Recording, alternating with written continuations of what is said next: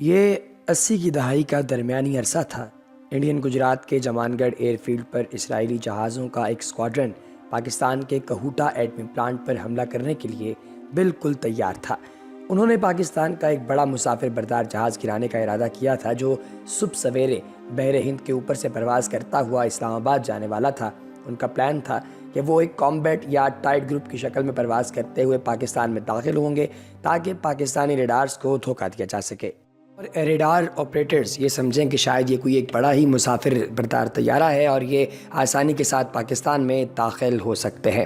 دوستو، ان کا پلان یہ تھا کہ وہ کہوٹہ پر بمباری کر کے اس کو تباہ کر دیں گے اور وہاں سے سیدھے جموں کشمیر جا کر ری فیولنگ کریں گے اور آگے نکل جائیں گے۔ کہا جاتا ہے کہ اس حملے کی اطلاع جنرل ضیاء الحق کو پاکستان کی کسی روحانی شخصیت نے دی تھی۔ میں نے تبلیغی حلقوں میں یہ بات سنی ہے کہ اسی عشرے میں ایک بار تبلیغ کے امیر حاجی عبدالوہاب صاحب نے جنرل ضیاء کو خبردار کیا تھا کہ پاکستان کے خلاف فتنہ پیدا کیا جا رہا ہے، اور یہ بھی کہا تھا کہ اللہ تبارک و تعالیٰ کی ذات جانے، لیکن میرا خیال ہے کہ تمہیں ابھی سے کچھ کر لینا چاہیے۔ ISI نے اپنی باغ دوڑ تیز کر دی اور بالآخر حملے سے صرف چند گھنٹے پہلے حملے اور سازش کا سراغ لگا لیا گیا، یعنی حملہ صبح 4 بجے ہونا تھا اور جنرل ضیاء الحق کو رات 12 بجے اطلاع دی گئی۔ جنرل ضیاء نے ساری صورتحال کا تیزی سے جائزہ لیا اور فوری فیصلہ کیا کہ حملے کو روکا نہیں جائے گا بلکہ ناکام بنایا جائے گا تاکہ پاکستان کو جوابی حملے کا جواز مل سکے، اور فوراً ہی ایک بھرپور جوابی کارروائی کرنے کا پلان بنا لیا گیا۔ پاکستانی ایئر فورس کے 3 دستے تشکیل دیے گئے۔ پہلے کے ذمہ یہ کام تھا کہ وہ اسرائیلی جہازوں کے حملے کو ناکام بنائے اور ان کو مار گرائے۔ اس معاملے میں اسرائیل کے خلاف پاکستان کا ریکارڈ 100% ہے۔ دوسرے دستے کو ممبئی ٹرامبے میں موجود انڈیا کے بھابو نیوکلیئر پلانٹ کو تباہ کرنے کا ٹاسک ملا، جبکہ تیسرے دستے کو نجیف ڈیزرٹ میں موجود اسرائیل کے ڈیمونا نیوکلیئر پلانٹ کو تباہ کرنے کا ٹاسک دیا گیا۔ لیکن اسرائیل پر حملے میں مسئلہ یہ تھا کہ پاکستانی جہاز وہاں ری فیولنگ نہ کر پاتے اور ان کا گرنا لازمی تھا، یعنی واپسی نہیں تھی، اور یہ ایک فدائی مشن تھا۔ اس کے لیے 4 جوانوں کی ضرورت تھی۔ جب ایئر فورس کے جوانوں سے پوچھا گیا تو 10 تیار ہو گئے اور ان میں سے 4 کا انتخاب کرنے کے لیے کرہ ڈالنا پڑا۔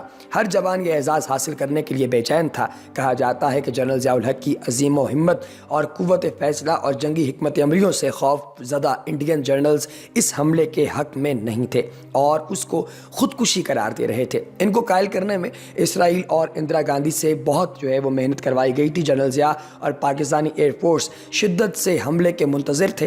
وہ اس کو عالم اسلام کے 2 بڑے دشمنوں کو ان کی ایٹمی قوت سے محروم کرنے کا ایک سنہری موقع سمجھ رہے تھے۔ امریکی سیٹلائٹ نے پاکستانی جہازوں کی غیر معمولی نقل و حرکت کو نوٹ کیا اور فوراً اسرائیل اور انڈیا کو آگاہ کیا، اور انہوں نے نہایت بھونڈے انداز میں اپنے مشن سے پسپائی اختیار کر لی۔ اس کو چھپایا بھی نہ جا سکا۔ نتیجے میں پوری دنیا میں دونوں کی سبکی ہوئی۔ تب پاکستان نے اسرائیل کو خبردار کیا کہ نہ پاکستان عراق ہے اور نہ ہی پاکستانی فوج عراقی فوج۔ آئندہ ایسی کسی بھی مہم جوئی کو اسرائیل کے لیے ایک بھیانک خواب نے تبدیل کر دیا جائے گا۔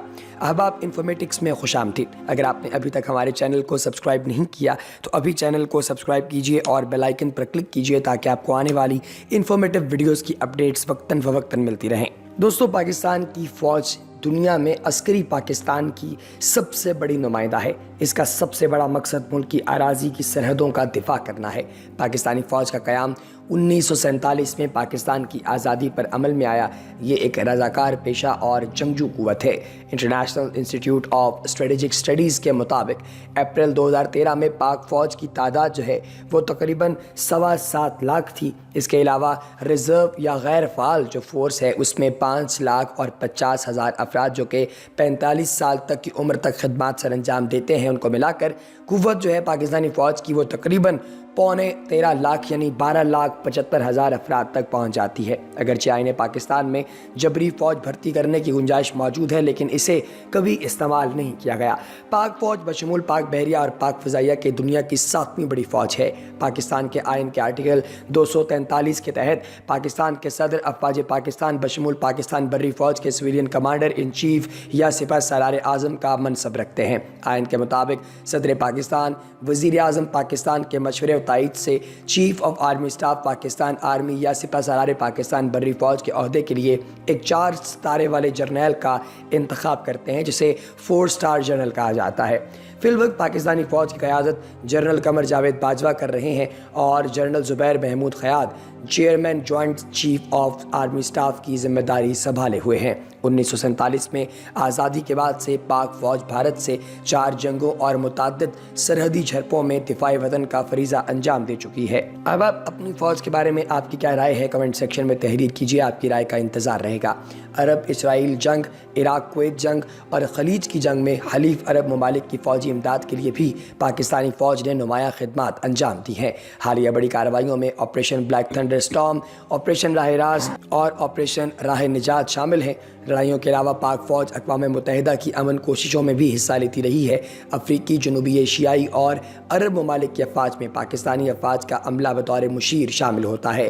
پاکستانی افواج کے ایک دستے نے اقوام متحدہ امن مشن کا حصہ ہوتے ہوئے 1993 میں موغادیشو، صومالیہ میں آپریشن گوتھک سرپنٹ کے دوران میں پھنسے ہوئے امریکی فوجیوں کی جانیں بچانے میں ایک اہم کردار ادا کیا ہے۔ پاکستانی فوج 3 جون 1947 کو برطانوی ہندوستانی فوج یا برٹش انڈین آرمی کی تقسیم کے نتیجے میں مارز وجود میں آئی۔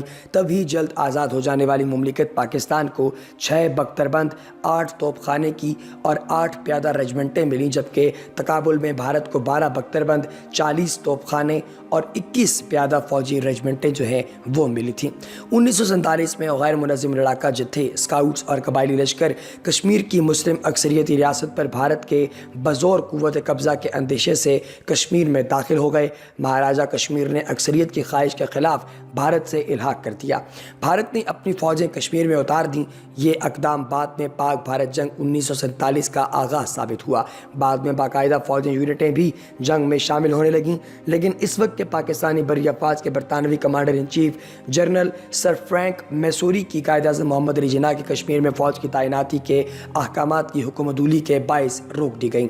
بعد ازاں اقوام متحدہ کے زیر نگرانی جنگ بندی کے بعد پاکستان کے زیر قبضہ کشمیر کا شمال مغربی حصہ پاکستان کے جبکہ بقیہ حصہ بھارت کے زیر انتظام آ گیا۔ اس کے بعد 1950 کی دہائی میں پاکستانی افواج کو 2 باہمی دفاعی معاہدوں کے نتیجے میں امریکہ اور برطانیہ کی طرف سے بھاری اقتصادی اور فوجی امداد موصول ہوئی۔ یہ معاہدہ بغداد یا بغداد پیکٹ جو سینٹرل ٹریٹی آرگنائزیشن یا سینٹو کے قیام کی وجہ سے بنا اور south east Asian treaty organisation یا سٹیو 1954 جو ہے اس میں ہوئے۔ اس امداد کے نتیجے میں افواج پاکستان کو اپنی دفاعی صلاحیتوں کو بڑھانے کا خوب موقع ملا۔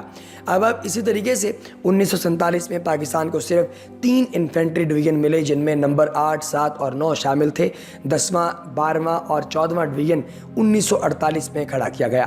اس کے بعد پاکستان نے 9، 6 اور اس طرح کے مزید ڈویژن جو ہیں وہ بھی قائم کیے، اور 80 کی دہائی میں بھارت کے ساتھ تعلقات جو ہیں وہ کشیدہ رہے۔ اس سے پہلے 60 کی دہائی میں پاکستان میں ہر سال ایسا کیا جاتا ہے کہ جو پاکستان کی موٹر وے ہے اس کو استعمال کیا جاتا ہے ٹیک آف کے لیے اور لینڈنگ کے لیے، جو کہ ایمرجنسی لینڈنگ اور ٹیک آف کے لیے استعمال کرنے کی مشق ہوتی ہے پاکستان کے موٹر وے کے اوپر، اور باقاعدہ رن ویز کے علاوہ مناسب ہموار قطعات زمین پر کسی بھی ہنگامی صورتحال کے نتیجے میں طیاروں کو اتارنے، فضا میں واپس بلند کرنے، دوبارہ مسلح اور ایندھن بھرنے کی صلاحیت کو جانچا جاتا ہے۔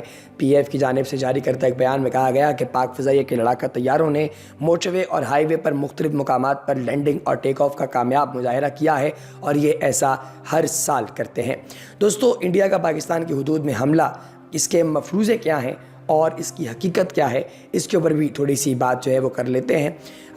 2 گھنٹے جو ہیں وہ پاکستان کے اندر ایک ایسے کروشیل گھنٹے تھے جب بھارت کی جانب سے الزام عائد کیا گیا کہ پاکستان پر بھارت کی جانب سے اٹیک ہو گیا ہے۔ انڈیا کی جانب سے پاکستان میں کی گئی کارروائی کے بارے میں پہلے تو یہ کہا گیا کہ پاکستان کے زیر انتظام کشمیر کے علاقے مظفر آباد کی حدود میں یہ آپریشن ہوا ہے۔ بعد ازاں یہ کہا گیا کہ جس جگہ پر جہازوں نے اپنا پے لوڈ پھینکا ہے وہ خیبر پختونخوا کی حدود میں ہے۔ تو اس کا پھر جواب پاکستان کی ایئر فورس نے جب بھارت کو دیا تو ان کے واقعی چھکے چھوٹے کہ پہلے تو ہم نے ان کے 2 جہازوں کو تباہ کر کے گرایا، اور پھر ان جہازوں میں سے ایک جہاز کا پائلٹ جس کو کیپٹن ابھینندن کہا گیا ہے اس کو گرفتار کیا اور بعد میں ایک گڈ ول جسچر کے طور پر ہم نے بھارت کو وہ پائلٹ بھی روانہ کر دیا۔ اب جب ہم نے وہ پائلٹ روانہ کیا تو ہم نے بنیادی طور پر دنیا کو یہ دکھایا کہ ہم آپ کے ساتھ جنگ نہیں کرنا چاہتے، ہم امن پسند ملک ہیں اور امن ہی چاہتے ہیں۔ پاکستانی فوج کے ترجمان کا کہنا تھا کہ انڈین طیارے وادی نیلم کی جانب سے پاکستان پر آئے تھے، جہاں سے آنے پر پاکستانی طیاروں نے ان کا پیچھا کیا اور الٹیمیٹلی انہیں مار گرایا۔